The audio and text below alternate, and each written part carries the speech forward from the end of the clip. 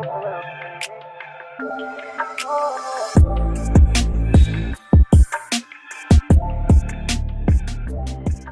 how's it going, everybody? Welcome back to the channel. And so, before I dive into the topic discussion for today, I just want to say if you guys could do me a solid, smash that like button because it does help out the channel. We truly appreciate that. To turn on notifications so you don't miss a video upload or when I go live. And shout out to the channel sponsor, Helium Mobile.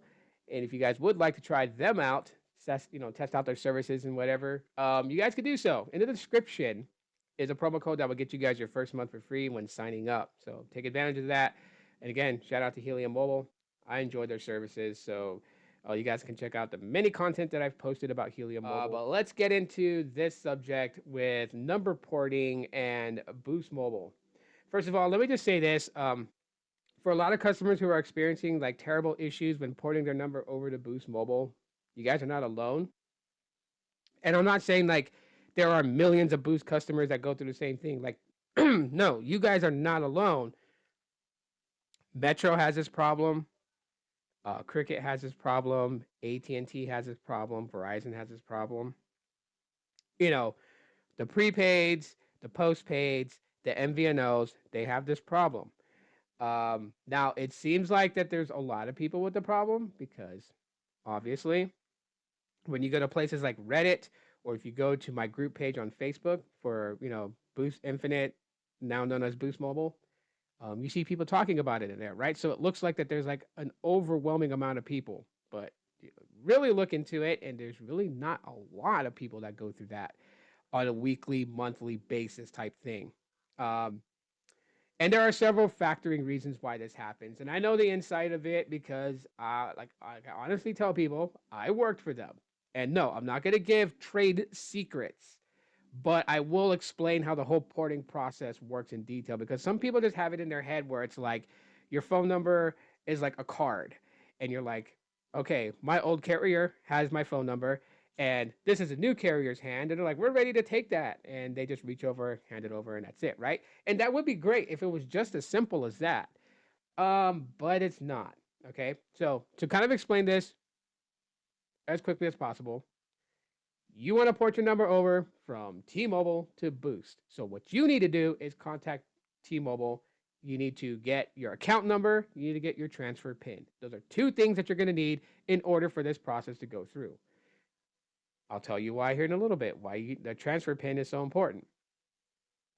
So what you would need to do is you go to the new carrier, you would give them your name, your address, and the address you give the new carrier has to match the address your old carrier has. So if you've moved 5 times while you were with your old carrier and they have your address marked as the first place that you lived at when you signed up with them, and you have not updated to your most current address, then you need to also do that before beginning your port process. Because if you go to Boost and you give them your current address and like this is my address, and so they fill it out in the port request form that gets sent to T-Mobile, and they put your old address, your first name, last name, your account number, your transfer pin as a security verification code to let T-Mobile know, hey, this is Boost Mobile, and they do want the number moved over to Boost Mobile. If your address doesn't match, your zip code doesn't match, then boom, you're gonna get hit with an issue. They're gonna look at the address and be like, the addresses are different. We can't. So make sure that your billing address matches up. Transfer pin is how Boost verifies they are the new carrier, and you did come into their store to request that they take the number from your old carrier. The old carrier looks at a transfer pin and validates it. Okay, the transfer pin is ABCDEFG, and that's what they put in their form. Matches. Okay, so now they can release the number, right? Numbers are locked to carriers. So what they got to do is just basically unlock the number, making it transferable. But there are some numbers that are never going to be transferable. Like some landline numbers are not transferable, no matter how much you try to port them over to your mobile provider. It's just not going to transfer. All right. So let's say everything matches up. Okay. Customer service reps at Boost Mobile are not trained or geared up to deal with porting other than activating a customer's line. So if you were given a temporary number while the porting was taking place, which they don't, they actually just usually it only takes like 15, 20 minutes for the port to complete. Sometimes it can take up to 48 hours, depending if there's issues. But all they really do is when they're talking to you on the phone, because the reps at Boost are trained to just keep you on the phone with them. Like they may make small talk with you to make the time pass. While they're small talking with you and you think they're just being lazy or whatever, they're actually refreshing the page to see that the port was accepted and the number was sent and Boost received the phone number. Once they see that on their end, that will align with your phone line that they actually did the port request on, because it's not on the system. They don't just go account system wide and request the port number. You have to open up the specific line on the account and then do the port request. That's how it knows where and what line this number is supposed to go to. Now, if everything goes smoothly, then they'll tell you, okay, your phone number is ready. We're gonna go ahead and get it set up, and then they're gonna walk you through the process of, just basically kind of redoing like the full activation and getting your phone SIM card or eSIM activated with your ported number. All right. If there's an issue, it's gonna just tell them that there's an issue. There's a code that they can see. No, a customer doesn't need the code because it's an internal thing. So you would have absolutely have nothing to do, and you can't match this code with T-Mobile or Verizon because they use different coding for issues importing. So it would do you no good. But this is a code that lets the rep know, okay, this is the issue, this is what's going on. They have an actual library that has all the codes in there. If they don't know what the code means, they can just search it up and find out what the issues are. But the reps don't deal with the port directly. Okay, they have like every carrier has a porting team that handles port requests, and that's all their job is. There's a back end team that handles higher level, you know, escalations, and there's no direct number to talk to them. So yelling at a customer service rep for hours that you want to talk to the back office teams get you nowhere. They don't have a way to transfer you. There's not a phone number for the reps to transfer because the companies want to make sure that the back office team is never bothered by customers so they can focus on issues and get them resolved. That's all they want them to do. That's it.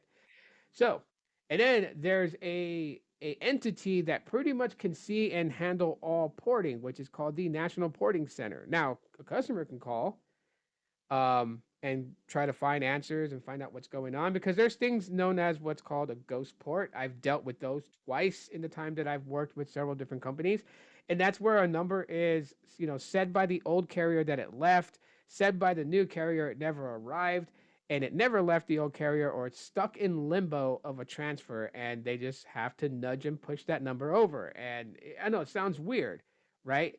It's like if T-Mobile and Boost Mobile like linked up with a hose, and T-Mobile like sent this card through the hose, and so it's going from one end and it gets halfway and gets stuck. And now Boost doesn't have it. T-Mobile says it left them. Customers think that Boost is lying, like you guys are being ignorant people, and they don't even know. It's just sitting in limbo. And all they need is the entity that manages the distance between these two carriers to come in and nudge that phone number to make its way over to Boost. Or, heaven forbid, the number is lost in limbo and cannot be recovered or pushed. And in that case, the phone number is lost for good. And that does and has happened. And you know what? It sucks, but it is the way of it. So there's not this magical wand that customer service reps, whether they're level 1, 2, 3, or 4 at Boost Mobile, actually deal with the number being sent over to them. They don't. They deal with activations. They deal with activation issues. They deal with billing issues. They deal with, system service issues, but they don't deal with the porting issues. There's a specific team that handles that, the porting team. And that's all they're there to do, is to make sure that when they submit the request, that all the information is correct that's given from the customer, they send it to the old carrier. And then they wait for the old carrier to respond and to send the number that belongs to the customer over to them. So Yeah, I just I just think it's weird. Like, yeah, there's things that Dish does that's weird. Boost Mobile, there's things that they do that's weird, but I just think it's a little messed up when people start attacking customer service reps. It's their job. You're not always going to have a perfect rep. And you know what?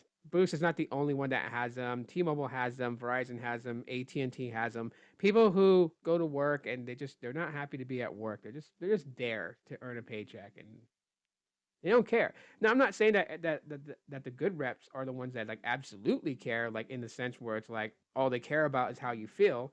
Like, no. What I mean by that is that a good customer service rep is somebody that enjoys their job, genuinely wants to help you with your issue when you're talking to them on the phone. They do care in that context that they want to fix your problem, so that way you don't have to have that problem anymore and you can enjoy your services.